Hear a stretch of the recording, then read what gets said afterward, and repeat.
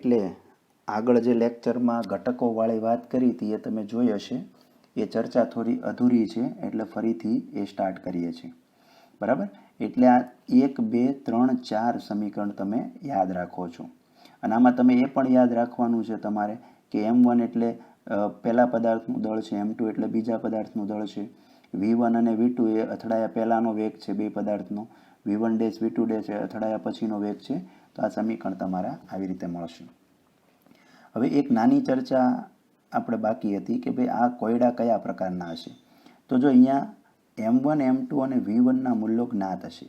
જ્ઞાત એટલે જાણીતા હશે કે આ અથડામણના કિસ્સામાં આપણને શું આપ્યું હશે અને શું શોધવાનું હશે. બરાબર. તો તમને બે પદાર્થના દળ આપી દીધા હશે અને પહેલો પદાર્થ જે ગતિ કરતો કરતો આવે છે, બરાબર, એનો વેગ આપી દીધો હશે. હવે આમાં શોધવાનું શું હોઈ શકે? તો અજ્ઞાત રાશિ આપણી પાસે 4 છે. કઈ? V1 ડેશ V2 ડેશ θ1 અને θ2. એટલે શું કે ભાઈ આપણને શું રસ છે આ કોયડામાં કે અથડાયા પછી પહેલો અથવા બીજા પદાર્થનો વેગ કેટલો હશે, V1 ડેશ V2 ડેશ, અથવા એ કેટલા એંગલે ફેંકાયેલા હશે એટલે કે θ1 θ2. તો આ 4 રાશિમાંથી શોધવાનું પૂછવું હશે. હવે જો તકલીફ શું થશે કે શોધવા માટેની રાશિ કેટલી છે? 4. સમીકરણો આપણી પાસે ટોટલ કેટલા છે? 3. બરાબર. 3 કેમ? તમે એમ કીધું કે ભાઈ અહીંયા તો 4 છે, પણ 4 નહીં. જો હવે આપણે આ સમીકરણ ગણવાના નથી કેમ કે એમાંથી આપણે 2 સમીકરણો લઈ લીધા. એટલે આ યુઝ કરશો તો પરિણામ રિપીટ થશે. એટલે આપણી પાસે ખરેખર 3 જ સમીકરણ છે, 1 2 અને 3. તો આપણને ખબર છે કે ભાઈ 3 સમીકરણ વડે કેટલી રાશિ મળે? 3 અજ્ઞાત શોધી શકાય. મેથ્સમાં શીખો છો કે જેટલા ચલ હોય એટલી રાશિ મળે. એક્સ અને વાયનું સમીકરણ હોય, એક્સ ને વાય 2 શોધવા હોય તો 2 સમીકરણ જોઈએ, એક્સ વાય ઝેડ શોધવા હોય તો 3 સમીકરણ જોઈએ. તો અહીંયા 3 સમીકરણો છે તો કેટલી રાશિ મળે? 3 મળે. બરાબર. એનો અર્થ શું છે કે 4 અજ્ઞાત રાશિમાંથી ઓછામાં ઓછી એક રાશિ શું હોવી જોઈએ? જ્ઞાત હોવી જોઈએ. એટલે 4માંથી તમને કોઈ પણ એક આપી દેશે. ધારો કે આપી દીધી છે તો તમારે 3 છે તો 3 તો તમે શોધી શકવાના છો 3 સમીકરણથી. એટલે ઓછામાં ઓછી એક રાશિ જ્ઞાત હોવી જોઈએ. હવે આ જે સંઘાત શીખા, બરાબર, આ જ બેઠી આકૃતિ ઉપરથી આપણે કોયડો સોલ્વ કરીએ એટલે તમને સમીકરણનો ઉપયોગ ખ્યાલમાં આવે. ઉદાહરણ 6.13. બરાબર. 3 થી 4 માર્ક્સનો દાખલો છે. સમજો. સંઘાત આધારિત દાખલો છે. એવું કીધું કે સમાન દળ M1 અને M2ના 2 બિલિયર્ડ બોલ વચ્ચેની અથડામણ દર્શાવી છે. પ્રથમ બોલ મારક કહેવાય છે જ્યારે બીજો બોલ લક્ષ કહેવાય છે. બિલિયર્ડનો ખેલાડી લક્ષ બોલને ખૂણાના કાણામાં નાખવા માગે છે જે θ2 બરાબર 37 ડિગ્રીના ખૂણે રહેલ છે. ધારો કે અથડામણ સ્થિતિસ્થાપક છે અને ઘર્ષણ તથા ચાક ગતિ મહત્વના નથી તો θ1 મેળવો. બરાબર. જો બિલિયર્ડ ગેમ તમે જોઈ હોય તો ઠીક છે. બિલિયર્ડમાં તમે જો મોટું ગ્રીન કલર ટેબલ હોય છે વેલ્વેટવાળું અને એમાં બોલ મૂકીને પેલી લાંબી સ્ટીકથી સ્ટ્રોક મારવામાં આવે છે. તો એ બિલિયર્ડના આખી ગેમ આધારિત એક દાખલો છે કે આ બિલિયર્ડ ટેબલ છે. બરાબર છે. તો અહીંયા પહેલાં તો એમ કીધું કે જે બિલિયર્ડના બોલ છે, બરાબર, એના દળ કેવા છે? સમાન છે. બરાબર. જે બે બોલ છે એના દળ કેવા છે? સમાન છે. તો એમ વિચારો કે અહીંયા સેન્ટરમાં કોઈ બોલ પડેલો છે સ્થિર. બરાબર. આપણો દ્વિપરિમાણનો સંઘાતનો કિસ્સો છે અને એ જ આકૃતિ છે. તો અહીંયા બોલ પડેલો છે અને અહીંયાથી તમે આ બોલથી સ્ટ્રોક મારો છો એટલે આ ગતિ કરતો કરતો અહીંયા અથડાણો. બરાબર. તો આ જે આપણો મૂળ બોલ છે એ આ દિશામાં ચાલ્યો ગયો અને અહીંયા જે બોલ છે, બરાબર, આ લક્ષ બોલ છે, એને તમારે અહીંયા જે હોલ છે ખૂણામાં, ટેબલના ખૂણામાં હોલ છે, એમાં તમારે ગોલ કરવાનો હોય છે. તો એ ગતિ કરીને આ લક્ષ, આ ટાર્ગેટની અંદર તમારે નાખવાનો છે, હોલમાં અને લાવવાનો છે. અને આ હોલ છે એ એક્સ અક્ષ સાથે કેટલા ખૂણે છે? 37 ડિગ્રીના ખૂણે છે. તો આ લક્ષને તમારે આ 37 ડિગ્રીના ખૂણે રહેલા હોલમાં નાખવો છે. બરાબર છે. તો એ રીતે તમે મારો છો તો આ ખૂણો θ1 કેટલો થશે કે આ બોલ છે, પહેલો બોલ છે આપણો, એ કેટલા એંગલે જશે, એવી કંઈક વાત છે. બરાબર. એટલે જો આપણો આમ ખરેખર જોઈએ તો આ દ્વિપરિમાણનો સંઘાતનો કિસ્સો થયો કે એક બોલ સ્થિર છે અને બીજો બોલ ગતિ કરતો કરતો આવે છે. એક એંગલ તમને θ2 અહીંયા આપી દીધેલો છે અને θ1 તમારે શોધવાનો છે. બરાબર છે. તો જો કઈ રીતે આખો દાખલો થશે સમજીએ. તો પહેલી બાબત, બરાબર, કે અહીંયા દરેક પોલ છે એના દળ તો સમાન છે, એટલે આપણા દળ M1 M2 આપણે કેટલા લઈશું? M લઈશું, લઈ શકાય, બરાબર. આપણે જે થિયરી શીખ્યા એમાં દળ M1 અને M2 ધાર્યા હતા, પણ હવે આપણા દળ અહીંયા આપણને સરખા આપ્યા છે, તો M1 M2 નહીં, પણ આપણે શું બધે મૂકશું? M લઈશું. હવે આ સાદુરૂપનું જ આખી મેટર છે, સાદુરૂપથી જ આખું સોલ્વ થાય છે. તો 1 by 1 આપણે સમીકરણ જોઈએ. તો સૌથી પહેલાં અહીંયા આપણને કીધું છે કે સમઘાત સ્થિતિસ્થાપક છે, એટલે હું ગતિ ઉર્જા સંરક્ષણનો નિયમ લખું, બરાબર. તો જે મેં પહેલાં 4 સમીકરણ યાદ કરવાના કીધા હતા એ જ હું બેઠા લખું છું, એટલે ભૂલાઈ ગયા હોય તો પાછા એમાંથી તમે જો. તો ગતિ ઉર્જા સંરક્ષણમાં તમે જોશો તો આવું સમીકરણ લખેલું છે કે હાફ M1 V1 સ્ક્વેર બરાબર half M1 V1 dash square plus half M2 V2 dash square, બરાબર. હવે જો આપણા દળ તો સરખા છે, M1 M2 સરખા છે, એટલે બધે કલ્પના કરી નાખો કે M1 M2 નહીં, બધા શું લખેલા છે? M છે. તો જો હાફ M બધેથી કોમન અને કેન્સલ થઈ જશે, અહીંયાથી કોમન નીકળી જશે અને અહીંયા હાફ M સાથે શું થશે? કેન્સલ થશે. અથવા ન આવડે તો બધે M1 M2 જ્યાં જ્યાં ભાળો ત્યાં બધે M લખી નાખો અને પછી તમે કોમન કાઢીને ઉડાડી શકશો. તો આપણું પદ શું બની જાય? V1 સ્ક્વેર બરાબર V1 dash square plus V2 dash square. આને સમીકરણ 1 કહી દો, આને યુઝ કરશું પછીથી. હવે આપણે વેગમાન સંરક્ષણના નિયમનું સમીકરણ યુઝ કરીએ, જે તમારું પહેલું સમીકરણ હતું થિયરીમાં. તો શું હતું એ સમીકરણ? M1 V1 બરાબર M1 V1 dash plus M2 V2 dash, બરાબર. પાછું અહીંયા M1 બરાબર M2 બરાબર M વિચારું, દળ સરખા છે, એટલે જો અહીંયાથી આ દળ એ બધા કેન્સલ કરી નાખું સરખા છે તો પદ શું મળે? V1 બરાબર V1 dash plus V2 dash. હવે અહીંયા આ બાબત સમજજો, આ સાદુરૂપ કેમ આવ્યું એ ખાસ સમજજો. જો હવે શું કીધું કે બંને બાજુ V1 વડે ડોટ ગુણાકાર લેતા, એટલે શું કરું કે બંને બાજુ હું V1 વડે ગુણીશ, ડોટ ગુણાકાર લઈશ, બરાબર. બે બરાબરમાં જ પદ છે એટલે બે બાજુ સરખી સંખ્યા વડે ગુણો તો કાંઈ ફેર ન પડે, એટલે બે બાજુ V1 વડે ગુણું છું. એટલે જો મેં પદ કઈ રીતે લખેલું છે તો પહેલાં બ્લેક કલરથી જે લખ્યું હતું એ પાછું મેં લખી નાખ્યું. જો V1 બરાબર V1 dash plus V2 dash, આ બ્લેક કલરથી મેં લખી નાખ્યું, એ તમારું ઉપરનું સમીકરણ છે, સમજવામાં સારું પડે એટલે મેં લખ્યું છે. હવે જો બે બાજુ જો મેં શું કર્યા, બ્લુ પેનથી લખેલું છે ડોટ V1 કરી દીધા, એનો બે બાજુના પદમાં V1 સાથે શું કરી દીધો? ડોટ ગુણાકાર કરી દીધો, એટલે આ પદ મળી ગયું. હવે પછીના પદમાં શું છે? તો જો આપણને ખબર છે V1 ડોટ V1 એટલે V1 સ્ક્વેર, બરાબર. ડોટ ગુણાકારના બરાબર અદિશ ગુણાકારના જે નિયમો નામની થિયરી હતી એમાં મેં શીખવાડ્યું હતું કે સરખાનો ડોટ ગુણાકાર શું થાય? વર્ગ થાય. A ડોટ A હોય તો શું થાય? A સ્ક્વેર થાય, બરાબર. તો V1 ડોટ V1 છે તો શું છું? V1 square. બીજું અહીંયા ડોટ V1 છે તો જો અહીંયા V1 ની જગ્યાએ મેં પાછી આ કિંમત મૂકી દીધી, બરાબર. જો V1 એ V1 dash plus V2 dash જ છે કે નહીં, એટલે મેં V1 છે એની જગ્યાએ શું લખી દીધું? V1 ડેશ વત્તા V2 ડેશ. ચાલો ખ્યાલ આવી? અહીંયા સ્ક્વેર કરી દીધો, અહીંયા આ V1 ની કિંમત પાછી અહીંયાથી જ મૂકી દીધી. હવે અહીંયા આપણે કાઉન્સ છોડી નાખીએ. જો તો V1 સ્ક્વેર બરાબર શું થાય? 1 by 1 કાઉન્સ છોડીએ તો ચાલો V1 ડેશ છે એની સાથે ગુણાવો આ બે પદ સાથે, એ જ રીતે V2 ડેશ ગુણાવીશું. તો V1 ડેશ બરાબર પહેલું પદ શું બનશે? V1 dash dot V1 dash છે, એટલે કેટલું થશે? V1 ડેશ સ્ક્વેર, બરાબર. આ સમીકરણ આ પ્રમાણે. ચાલો પછી શું આવ્યું? V1 dash dot V2 dash, તો એ લખી નાખ્યા V1 dash dot V2 dash. ચાલો વત્તા V2 dash dot V1 dash, તો એ લખી નાખ્યા V2 dash dot V1 dash. અને વત્તા V2 dash dot V2 dash, એટલે V2 ડેશ સરખાનો ગુણાકાર છે એટલે અહીંયા આ પ્રમાણે શું થાય? V2 dash square. ખ્યાલ આવ્યો તમને? બરાબર. કાઉન્સ આખો છૂટો પડ્યો, જેમ તમે સામાન્ય રીતે કાઉન્સ છૂટો પાડો છો એવી રીતે જ કરી નાખ્યા. અને જ્યાં સરખા થતા હોય V1 dash V1 dash V2 dash તો ત્યાં સ્ક્વેર કરી નાખો.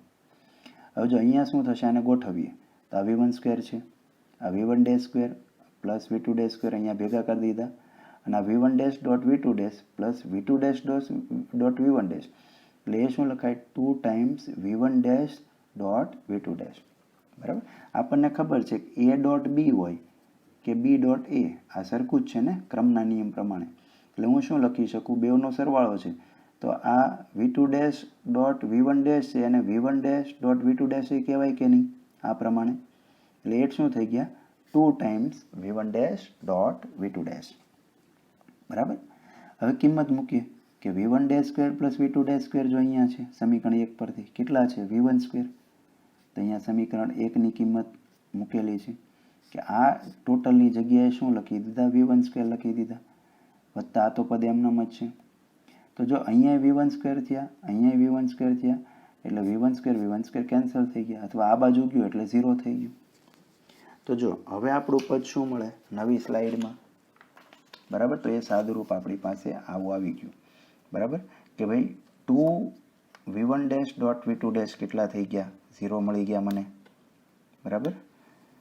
તો એ 0 થઈ ગયા. હવે 2 છેદમાં જાય તો V1 dash dot V2 dash એ કેટલા થઈ ગયા 0 થઈ ગયા. તો જો આના પરથી શું લખાય આવું લખી શકાય V1 dash dot V2 dash એટલે V1 dash V2 dash cos θ1 plus 37 બરાબર 0. જો આ પદ કઈ રીતે લખ્યું તો જો આપણી પાસે આવું હોત કે A ડોટ B તો તમે શું લખો છો A B cos θ. બરાબર. ડોટ ગુણાકારની વ્યાખ્યા પ્રમાણે કે A નું મૂલ્ય B નું મૂલ્ય અને cos θ કોની વચ્ચેનો ખૂણો છે A અને B વચ્ચેનો. તો એવી જ રીતે અહીંયા શું લખ્યું V1 ડેશનું મૂલ્ય. બરાબર. સદિશ છે તો V1 ડેશનું મૂલ્ય V2 ડેશનું મૂલ્ય cos. હવે આ θ કેટલો થશે તો θ આપણો કોની વચ્ચેનો ખૂણો છે V1 dash plus V2 dash. તો જો આકૃતિમાં V1 ડેશ અને V2 ડેશ વચ્ચેનો એંગલ કેટલો છે. બરાબર. જો આ V1 ડેશ છે અને આ V2 ડેશ છે તો ટોટલ એંગલ કેટલો થશે આટલો થયો. આખો એંગલ લેવાનો છે આ બે વચ્ચેનો તો કેટલો છે θ1 પ્લસ 37. બરાબર. આકૃતિમાં ખ્યાલ આવે છે.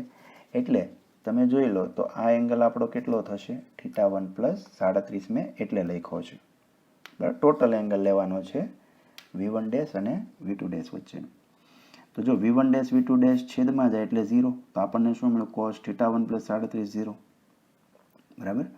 તો θ1 પ્લસ 37 કેટલા થશે 90. બરાબર. તમને એમ થાય કે અહીંયા કેમ 90 આવ્યા 0 ના તો એમ કહી દો જો આ પદ એમ વિચારો કે cos θ આખું θ કહી દો તો cos θ 0 છે તો આ θ એ કેટલો થશે 90 થાય. બરાબર. આખા પદની જગ્યાએ શું મૂકું તો જવાબ 0 આવે એમનો ખ્યાલ આવે તો આમ વિચારો તો ભાઈ મને ખબર છે cos 90 0 થાય એનો θ1 પ્લસ 37 કેટલું થાય 90 થાય. બરાબર. તો θ1 પ્લસ 37 90 થાય તો θ1 કેટલા થાય 90 માઇનસ 37 એટલે કેટલું 53 ડિગ્રી. ખ્યાલ આવ્યો તમને. એટલે બરાબર પહેલો જે આપણો બોલ છે બરાબર આ 37 ડિગ્રીએ તમારે જવા દેવો હોય તો આ બોલ પછી ફેંકાય તો એ કેટલા ફેંકાય 53 ડિગ્રીએ ફેંકાય. એટલે આવો આ એક સંઘાતનો કોયડાનું તમે લાઈવ ઉદાહરણ જોયું કે ભાઈ એક બોલ છે અહીંયા 37 ફેંકવો છે તો અથડાયા પછી બીજો કેટલા એંગલે ગયો હશે તો એ આ સમીકરણની ગૂંચવણોથી ઉકેલી શકાય. સ્વાધ્યાયનો 6.4 બરાબર આ ચેપ્ટરનો આપણો લાસ્ટ દાખલો. તો રેખીય સરળ આવર્ત ગતિ કરતા એક કણ માટે સ્થિતિ ઉર્જા વિધેય Vx બરાબર kx²/2 આપેલ છે જ્યાં k દોલનનો બળ અચળાંક છે અને k આપેલા છે 0.5 ન્યૂટન પર મીટર.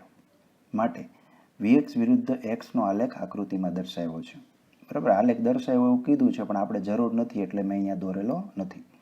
હવે આપણે શું સાબિત કરવાનું છે કે દર્શાવો કે આ સ્થિતિમાં 1 જૂલ જેટલી કુલ ઉર્જા ધરાવતો કણ x બરાબર ±2 મીટર પહોંચે એટલે પાછો ફરવો જોઈએ. એટલે શું આખી રકમનો અર્થ શું છે તો તમે એમ સમજી લો ને કે આ રીતે કોઈ લોલક છે તો લોલક ગતિ કરે છે આમથી આમ. બરાબર. તેને તમે ઉચકીને મૂકી દો એટલે આ રીતે બે પોઈન્ટની વચ્ચે ગતિ કર્યા કરશે. બરાબર. તો ગતિ કર્યા કરે છે તમને શું કીધું બે +2 અને -2 માની લો અહીંયા તમે x અક્ષ દોરી દો અહીંયા 0 કહી દો તો આ સ્થાન શું થઈ ગયું x બરાબર +2 થઈ ગયું આ શું થયું -2. તો આ બે પોઈન્ટ જે છે ત્યાંથી લોલક આમ રિટર્ન થવો જોઈએ અથવા મેક્સિમમ અહીંયાથી પાછો ફરવો જોઈએ એવું તમને પૂછ્યું છે. હવે આ લોલક માટે તમને કઈ કઈ માહિતી આપી છે પહેલાં લિસ્ટ બનાવીએ. બરાબર. જોઈએ આપણે કઈ રીતે સાબિત થાય કરીએ. તો જો લોલક માટે સ્થિતિ ઉર્જાનું મૂલ્ય આપ્યું છે. બરાબર. આ ગોળા માટે તો સ્થિતિ ઉર્જાનું સૂત્ર શું છે kx²/2. બરાબર. એમાં k કોઈ અચળ છે અને કેટલો આપી દીધો છે તમને 0.5 ન્યૂટન પર મીટર. તો k 0.5 આપેલું છે એટલે હું પહેલાં k ની કિંમત આમાં મૂકી દઉં તો હવે Vxનું સૂત્ર શું લઈ લઈ 0.5 ભાગ્યા 2 x સ્ક્વેર, બરાબર, અથવા તમે આમાં લખી શકો 0.25 x સ્ક્વેર, બરાબર. તો મેં આ સ્થિતિ ઉર્જાનું એક સૂત્ર કમ્પ્લીટ કર્યું કે ભાઈ આપણો લોલક છે એની સ્થિતિ ઉર્જા આ સમીકરણથી દર્શાવાય છે. એની સ્થિતિ ઉર્જા 0.25 x સ્ક્વેર છે, જ્યાં x સ્થાન છે, બરાબર. તમે x બરાબર 1 સેન્ટીમીટર 2 સેન્ટીમીટર એમ મૂકશો, આગળ જે પ્રમાણે 2 વચ્ચેના કોઈ પણ પોઈન્ટ મૂકશો તો એક્સની વેલ્યુ મૂકશો તો તમને સ્થિતિ ઉર્જા આપશે. આવી વાત છે. બીજું તમને એમ કીધું કે અહીંયા કુલ ઉર્જા, બરાબર, 1 જૂલ છે. કુલ ઉર્જા એટલે સમજીએ યાંત્રિક ઉર્જા. યાંત્રિક ઉર્જા તમને 1 જૂલ આપેલી છે. તો સ્થિતિ ઉર્જા અને યાંત્રિક ઉર્જા 1 જૂલ હોય તો આવો ગોળો +2 -2 વચ્ચે દોલન કરે, આવું કંઈક સાબિત કરવાનું છે. હવે જો કઈ રીતે સાબિત કરશું, તો મને કુલ ઉર્જા આપેલી છે તો હું સૂત્ર વાપરું. તો કુલ ઉર્જા અથવા યાંત્રિક ઉર્જાનું સૂત્ર શું છે? ગતિ ઉર્જા વત્તા સ્થિતિ ઉર્જા, બરાબર. ગતિ ઉર્જા આપણે કેટલી લખશું? 12 mv², અને સ્થિતિ ઉર્જા આપણને અહીંયા આપેલી છે કેટલી? 0.25 x સ્ક્વેર, સમીકરણ 1 પરથી. એટલે જો યાંત્રિક ઉર્જાનું સૂત્ર આપણને આપણા લોલક માટે મળી ગયું. હવે આપણે વિચારીએ કે ભાઈ લોલકનો ગોળો પાછો ક્યારથી ફરે અથવા પાછો ફરે એની શરત શું હોય? તો આપણને ખબર છે કે જે પોઈન્ટ પર એનો વેગ 0 થશે ત્યાંથી આપણું લોલક પાછું ફરે, બરાબર. અહીંયાથી જતો હોય, બરાબર, આ લોક અહીંયાથી મૂકી દીધો તો આમ થઈને પાછો આમ આવે છે, તો જો અહીંયા વેગ એનો અહીંયાથી આવશે એટલે ફૂલ સ્પીડ અહીંયા આવશે, બરાબર. સેન્ટર પર એની સ્પીડ મેક્સિમમ હશે. જે આપણે પેલા સ્પ્રિંગના કેસમાં દોલન માટે કીધું હતું એ જ અહીંયા લાગુ પડે. હવે સેન્ટરથી પાછું ઉપર જશે એટલે એની સ્પીડ ઘટતી જશે અને ઘટીને અહીંયા આ પોઈન્ટ ઉપર 0 થશે, બરાબર. હાઈટ પર એકદમ હાઈટ પર પહોંચે ત્યાં સ્પીડ 0 થશે અને વળી પાછો ફૂલ સ્પીડથી એ આમ જતો જશે. એટલે જ્યાં એની દિશા બદલે ત્યાં એની વેગ કેટલો હોય? 0 હોય, બરાબર. તો વેગ આપણે 0 મૂકી દઈએ તો E બરાબર શું થાય? તો વેગ 0 મૂકીએ એટલે આ પદ 0 થઈ ગયું. એટલે E શું થયું? 0.25 x સ્ક્વેર. હવે Eની વેલ્યુ 1 આપેલી છે કુલ ઉર્જાની, તો 1 બરાબર 0.25 x સ્ક્વેર. તો x સ્ક્વેર બરાબર કેટલું થયું? 1/0.25 એટલે 4, બરાબર. તો x સ્ક્વેર 4 હોય તો એનો અર્થ x કેટલું આવ્યું? +or -2 મીટર, બરાબર. એટલે જો આનાથી સાબિત શું થયું એ તમને ખ્યાલ આવ્યો, બરાબર. સાબિત એવું થઈ ગયું કે વેગ 0 હોય એવું સ્થાન કયું છે? +2 અથવા -2 છે, બરાબર. તો આનું ઊંધું બોલી શકાય ને કે +2 અને -2 સ્થાને વેગ કેટલો છે? 0 હશે. અને વેગ 0 છે એનો અર્થ શું છે? ત્યાંથી પાછો ફરે છે. એટલે બાબત સાબિત થઈ ગઈ કે નહીં કે x બરાબર +or -2 માટે, બરાબર, વેગ 0 થાય છે એટલે કે ત્યાંથી આપણું દોલન પાછું ફરે છે, લોલક પાછું ફરે છે, એવી બાબત અહીંયા સાબિત થઈ, બરાબર. એટલે આ દાખલો, બરાબર, આ રીતે સાબિત કરી શકાય. એટલે બધા દાખલા બહુ શાંતિથી જોજો, લખીને તૈયાર કરજો. ફરીથી એકવાર કહું છું, કોઈ દાખલો સમજાયો ન હોય, બરાબર, તો સાઈડમાં લખી લેવું. કેમ કે ફરીથી કહું છું, આ બધું 11 સાયન્સમાં તમે છો, 12મામાં હોત તો વાત જુદી હોત, બરાબર, તો તમે ટ્રેન થઈ ગયા હોય. પણ અહીંયા તમારા માટે કન્સેપ્ટ નવા છે અને આપણી મર્યાદા એ છે કે વિડીયો લેક્ચરમાં આપણે બધું આપી શકીએ નહીં, પોસિબલ નથી. એટલે છતાંય જેટલો પ્રયત્ન ચાલુ રાખજો, પ્રયત્ન તમે અટકાવતા નહીં, જેટલું સમજાય એટલું. બાકીનું જ્યારે મળશું ત્યારે આ બધું બહુ સરળ છે, તમને તરત આવડી જાય એવું છે, પણ મૂળ વિડીયો લેક્ચરની મર્યાદા છે. એટલે જ્યારે મળશું ત્યારે આ બધું તમને સરસ રીતે આવડી જશે. અને બીજી એક બાબત એ કે આમાં મેં જેટલા દાખલા ગણ્યા તો ઘણા ટેક્સ્ટબુકમાં તમને એમ થશે ઘણાને કે આ દાખલો તો બાકી છે, આ તો નથી કર્યું.